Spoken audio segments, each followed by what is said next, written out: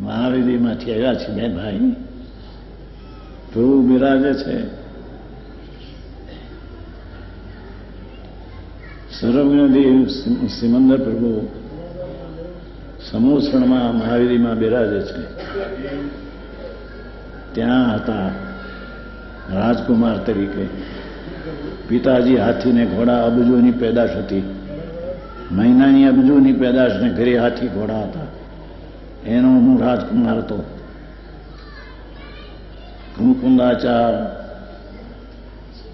સંવત 49માં ભગવાન પાસે ગયા હતા અહીંથી.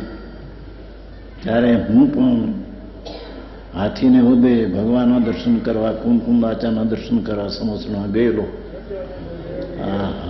આવી વાત છે બાપુ, ઘણી વાતો છે બહુ.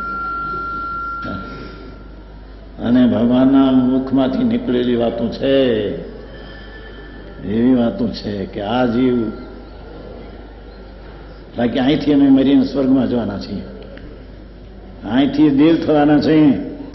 બીજા ભાવમાં તીર્થંકરના પુત્ર તરીકેનો અવતાર છે. બીજા ભાવમાં સ્વર્ગ છે.